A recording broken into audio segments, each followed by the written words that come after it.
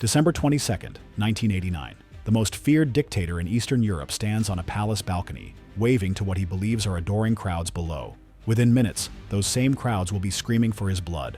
Within 72 hours, Nicolae Ceaușescu will be dead, executed by firing squad after the most dramatic fall from power in modern history. But the true horror wasn't just in how quickly his 24-year reign crumbled. It was in the calculated brutality of his final 3 days, a period so savage that even hardened revolutionaries would later admit they had never witnessed anything quite like it. This is the untold story of those last hours, when one of history's most ruthless tyrants discovered that the very people he had terrorized for decades were about to repay every ounce of suffering he had inflicted. Nicolae Ceaușescu had ruled Romania with an iron fist since 1965, transforming from a relatively moderate communist leader into one of Europe's most paranoid and brutal dictators. By December 1989, his regime had become a grotesque caricature of totalitarian control. Citizens were forced to worship him as a living god, his portrait hung in every home by law, and his secret police, the Securitate, had turned Romania into a surveillance state that would have impressed Stalin himself. The Securitate network was so extensive that neighbors spied on neighbors, children reported on their parents, and teachers monitored their students for any hint of disloyalty. An estimated 1 in 4 Romanians was either a Securitate agent or informer. This created a society where paranoia was not just justified but necessary for survival. Speaking against the regime, even in private, could result in imprisonment, torture, or simply disappearance. The man who would die in 3 days had spent years constructing an elaborate personality cult around himself and his wife Elena. They lived in obscene luxury while their people starved, literally. Children were dying of malnutrition while he built himself palaces that rivaled Versailles in their extravagance. His most notorious project was the Palace of the Parliament, a monstrous structure that required the demolition of entire historic neighborhoods and displaced over 40,000 people.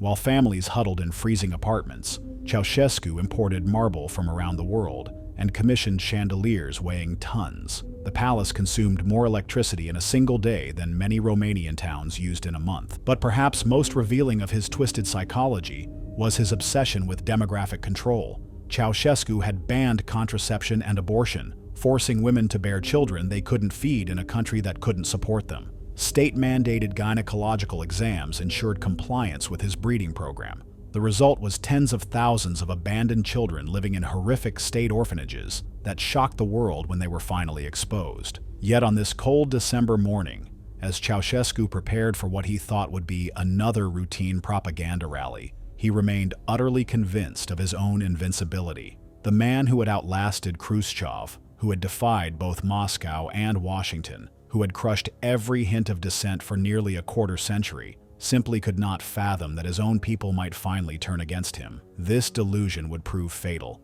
The spark that would ignite the Romanian Revolution came from an unlikely source, a Hungarian Reformed pastor named Laszlo Tokes in the city of Timisoara. When authorities attempted to evict him from his church, his congregation formed a human shield around the building. What began as a religious protest quickly transformed into something far more dangerous for the Ceaușescu regime. The protests in Timisoara had been building for days, but the official Romanian media had maintained complete silence about them. In Ceaușescu's Romania, bad news simply didn't exist in the official narrative. Protesters were dismissed as foreign agents and fascist hooligans, terms that had lost all meaning through decades of overuse, but still carried the threat of violent repression. But something had changed in the Romanian psyche. Perhaps it was the images seeping in from the rest of Eastern Europe, where communist regimes were falling like dominoes. Perhaps it was simply that the breaking point had finally been reached after decades of deprivation and terror. Whatever the cause, the fear that had kept Romanians silent for so long was beginning to crack. The government's response to Timisoara was typical of Ceaușescu's approach to dissent, brutal and immediate. Security forces opened fire on protesters, killing dozens and wounding hundreds more. Bodies were loaded into trucks and driven away. Their families never told what happened to them. It was a massacre that Ceaușescu believed would end the protests immediately, just as violence had ended every previous challenge to his rule. Instead, it had the opposite effect. News of the killings spread despite the media blackout, carried by word of mouth and foreign radio broadcasts. The Romanian people, who had endured decades of oppression in silence, suddenly discovered that they were not alone in their hatred of the regime. The rally at the Central Committee building was supposed to be a show of strength. Ceaușescu had called for it in response to the growing unrest, summoning what he expected would be a massive crowd of supporters to demonstrate their loyalty. His plan was simple: appear before the masses, deliver a speech condemning the foreign agitators and fascist elements responsible for the trouble, and remind everyone who was truly in charge. The preparation for this rally revealed much about how disconnected Ceaușescu had become from reality. His advisors, terrified of bringing him bad news, had assured him that the situation was under control and that the people remained loyal. The buses that brought workers to the square were filled with the same carefully selected crowds that had attended every previous rally, people who knew exactly what was expected of them. For the first few minutes, everything proceeded according to script. The crowd below seemed attentive, even supportive. Ceaușescu began his speech with the usual bombast, his voice carrying across the square through loudspeakers. He spoke about the achievements of Romanian socialism, the threat of foreign interference, and the need for vigilance against enemies of the state. It was a performance he had given hundreds of times before.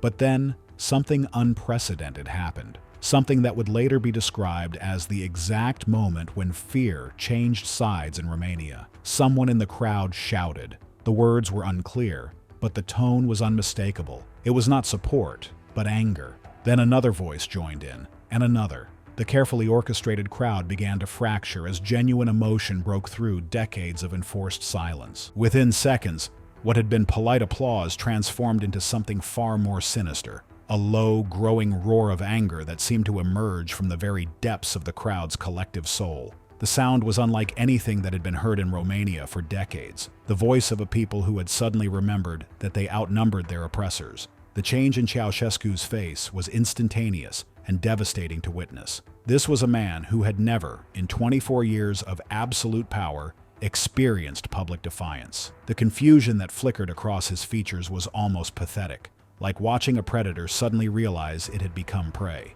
He tried to continue his speech, raising his voice above the growing din, but his words were lost in the chaos. Elena, standing beside him, grabbed his arm and whispered urgently in his ear. For the first time in decades, the Ceaușescus looked like what they truly were: two frightened old people facing a mob that wanted their blood. What followed was perhaps the most dramatic retreat in political history. Ceaușescu and his wife Elena fled back into the Central Committee building, but what had moments before been their seat of power had now become their tomb. Outside, the crowd's anger was reaching a fever pitch that decades of suppressed rage had finally unleashed. The building itself was a fortress, designed to withstand both external attack and internal revolt. Its thick walls had been built to protect the communist elite from their own people, and now those same walls would trap the dictator inside as his world collapsed around him. The irony was not lost on the revolutionaries who would later storm the building. The couple barricaded themselves in the building's upper floors, surrounded by increasingly nervous security guards who were beginning to realize that their own survival might depend on distancing themselves from their former masters. These were men who had spent years carrying out the regime's most brutal orders, but they were also pragmatists who understood which way the wind was blowing. Phone calls were made to military commanders across the country, but the responses were not what Ceaușescu expected. One by one, his generals were either refusing orders or simply not answering their phones. The army that had once been the backbone of his power was beginning to fragment as officers faced a choice between loyalty to the regime and survival. Elena Ceaușescu, who had been her husband's closest partner in tyranny, was reportedly in a state of complete panic. This was a woman who had terrorized Romania's intellectual elite for decades, who had demanded that scientists address her as Comrade Academician Dr. Engineer. Despite having barely finished elementary school, she had built her power on fear and intimidation, using her position to destroy careers and lives on a whim. Now she was reduced to hysteria, screaming at security guards and demanding to know why the army wasn't crushing the protests immediately. Her voice, once capable of silencing entire university faculties with a single word, had become shrill and desperate.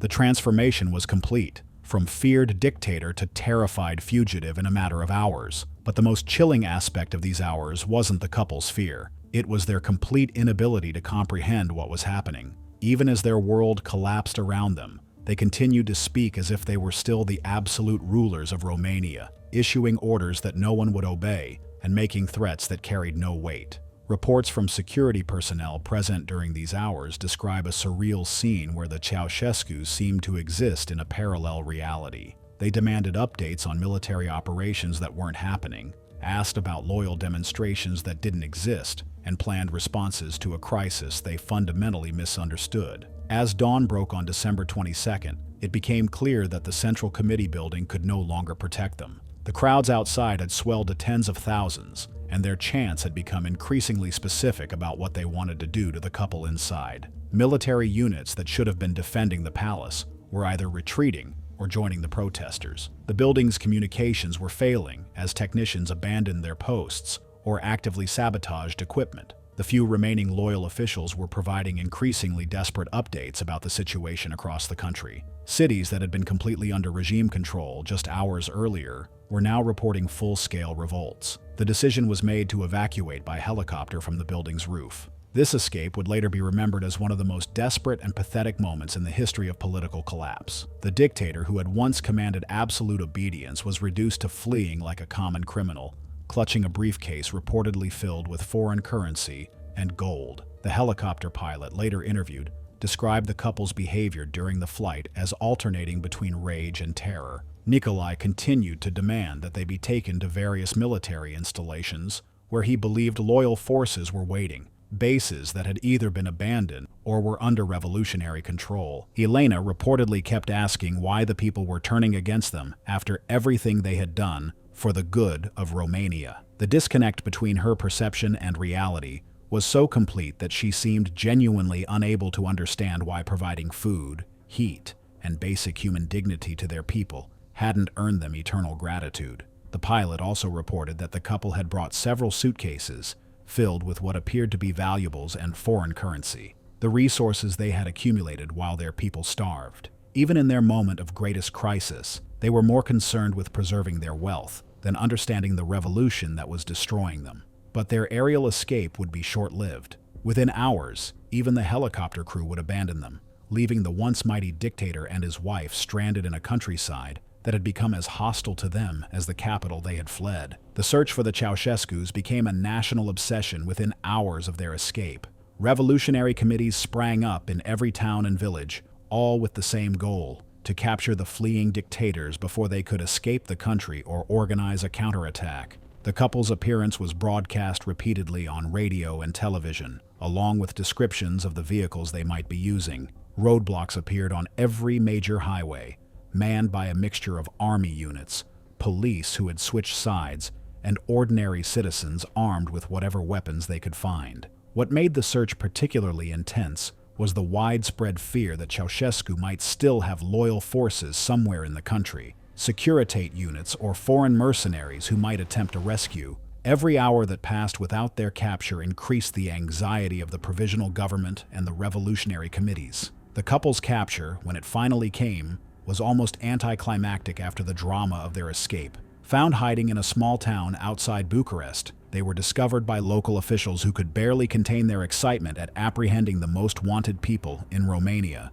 The circumstances of their capture revealed just how completely their world had collapsed. These were people who had lived in palaces, who had been surrounded by servants and sycophants, who had never had to concern themselves with basic necessities like food or shelter. Now they were reduced to begging for help from strangers who recognized them and turned them over to authorities. But what followed their capture was anything but anticlimactic. It was a descent into a kind of revolutionary justice that was both swift and merciless. The provisional government that had emerged from the chaos made a decision that would haunt Romania for decades. Nicolae and Elena Ceaușescu would face trial immediately, not in weeks or months, but within hours of their capture. The reasoning was simple but brutal. Every moment they remained alive was a moment that could allow loyalist forces to organize a rescue or counter-revolution.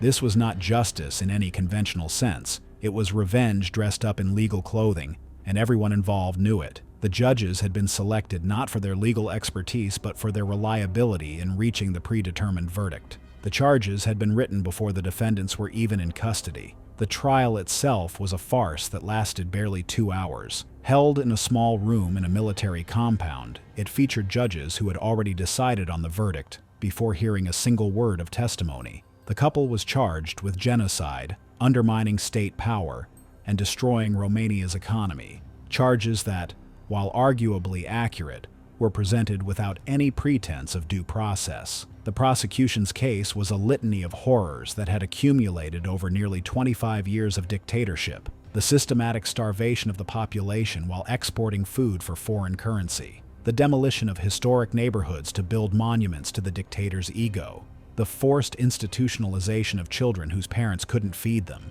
the transformation of an entire nation into a prison where citizens lived in constant fear of their own government. What made the proceedings particularly surreal was the couple's behavior throughout. Nicolae maintained his defiant stance, refusing to recognize the court's authority and repeatedly demanding to speak only to the National Assembly, a body that had long since ceased to exist as anything more than a rubber stamp for his decisions. Elena's behavior was even more revealing. She seemed to oscillate between fury and disbelief, at one point reportedly asking if this was all some kind of elaborate joke. Her inability to accept that the people she had oppressed for decades now held her life in their hands was perhaps the most damning evidence of how completely power had corrupted her perception of reality. The defense, such as it was, consisted mainly of the couple's own statements, rambling monologues that revealed their complete disconnection from the suffering they had caused. They spoke of their achievements, their sacrifices for the Romanian people,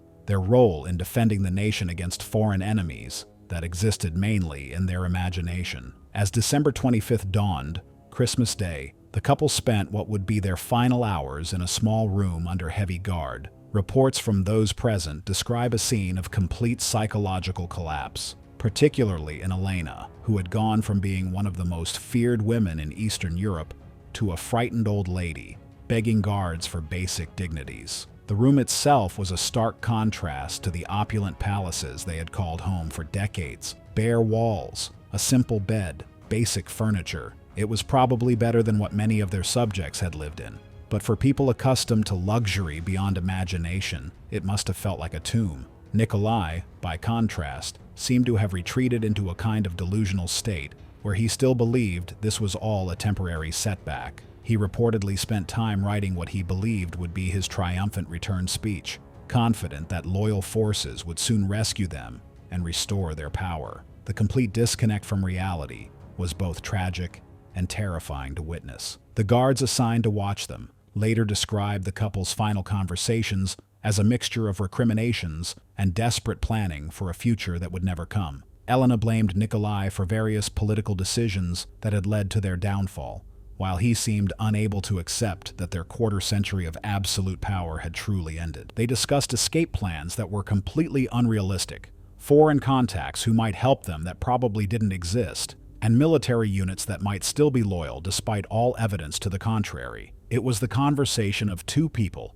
who had lived so long in a world of their own creation that they could no longer distinguish between fantasy and reality. The execution itself was carried out with a speed that shocked even those who had ordered it. On Christmas Day, 1989, Nicolae and Elena Ceaușescu were led to a small courtyard where a hastily assembled firing squad waited. What happened next was captured on film. Grainy, horrifying footage that would later become one of the most controversial pieces of historical documentation ever recorded. The couple's final moments revealed the complete breakdown of their psychological defenses. Elena, who had once terrorized Romania's universities and research institutions, who had destroyed careers with a single word, who had lived like a queen while her people starved, was reduced to pleading for her life. Her final words were reportedly a desperate attempt to claim that she had been a mother to the Romanian people, that everything she had done was for their benefit. The irony was devastating. A woman who had presided over policies that literally starved children was claiming maternal feelings for the nation she had helped destroy. Nicolae, maintaining his defiance to the end, reportedly shouted revolutionary slogans even as the soldiers raised their weapons. But there was something pathetic about his final gesture of defiance, the desperate attempt of a man who had built his identity around being feared to maintain that facade even in the face of death. The execution was over in seconds, but its aftermath would reverberate for decades. The provisional government immediately broadcast footage of the dead dictators on national television, a decision that remains controversial to this day. Their reasoning was simple. The Romanian people needed to see with their own eyes that their tormentors were truly dead, that the nightmare was finally over. The images were brutal and shocking, but they served their purpose. Across Romania, people gathered around television sets and wept, not from sadness, but from relief and joy. The monsters who had haunted their lives for decades were gone, and the proof was there for all to see. But the images of their bullet-riddled bodies served another purpose as well. They were a message to anyone who might consider attempting to restore the old regime. This was the fate that awaited those who would terrorize the Romanian people. The deaths of Nicolae and Elena Ceaușescu marked the end of one of Eastern Europe's most brutal dictatorships, but they also raised troubling questions about the nature of revolutionary justice. Their execution was swift, decisive, and arguably necessary to prevent a civil war, but it was also a clear violation of every principle of due process and human rights that the new Romania claimed to embrace. In the years that followed, many of those involved in the trial and execution would express ambivalence about what they had done. They recognized the historical necessity of ending the Ceaușescu regime quickly and definitively, but they also understood that the manner of their deaths had set a precedent that was difficult to reconcile with democratic values. The speed of the entire process, from capture to execution in less than 72 hours, reflected both the revolutionary fury of the moment and the practical necessities of preventing a counter-revolution. But it also meant that many secrets died with the dictators, and many questions about their regime would never be fully answered. The couple's final hours also revealed something profound about the nature of absolute power and its ultimate fragility. These were people who had commanded the lives and deaths of millions, who had lived like gods among mortals, who had genuinely believed themselves to be indispensable to their nation's survival. Yet when the moment of reckoning came, they proved to be as mortal and vulnerable as any of their victims. Their deaths marked not just the end of their lives, but the end of an entire era in Romanian history. The surveillance state they had constructed crumbled within days. The personality cult that had sustained their rule evaporated like morning mist. The fear that had kept their people silent was replaced by a joy so intense that it seemed to physically transform the nation itself. The brutal final hours of Nicolae Ceaușescu serve as a stark reminder that no dictator, no matter how seemingly secure their power, is immune to the ultimate judgment of their people. His quarter-century reign of terror ended not with the grand historical drama he might have imagined, but with a pathetic scramble for survival that exposed the emptiness at the heart of his regime. The speed of his fall, from absolute dictator to executed criminal in just 72 hours, remains one of the most dramatic collapses in modern political history. It demonstrated that even the most entrenched tyranny can crumble with shocking suddenness when the people's tolerance for oppression finally reaches its breaking point. But perhaps the most haunting aspect of Ceaușescu's final hours was not his fear or his desperation, but his fundamental inability to understand why his people had turned against him. This was a man so isolated by power, so insulated by sycophancy, so deluded by his own propaganda that he genuinely could not comprehend that decades of brutality might eventually provoke a violent response. The revolution that destroyed him was not the work of foreign agents or fascist conspirators, as he had claimed throughout his final days. It was the spontaneous uprising of a people who had finally reached the limit of their endurance. The children he had condemned to starvation, the families he had torn apart, the intellectuals he had silenced, the workers he had exploited. They had all become part of a vast accounting that was finally being settled. In the end, Nicolae Ceaușescu's last hours were not just the death throes of a dictator, but a cautionary tale about the ultimate price of absolute power. They remind us that those who rule through fear must eventually reckon with the accumulated rage of their victims, and that reckoning, when it comes, can be as swift and merciless as the oppression that provoked it. The dictator who once declared himself the eternal leader of Romania discovered in his final moments that the only thing truly eternal about tyranny is the hatred it generates, and eventually, that hatred will have its day of reckoning. The man who had spent decades building monuments to his own greatness left behind only the memory of suffering and the relief of a nation finally free from his shadow.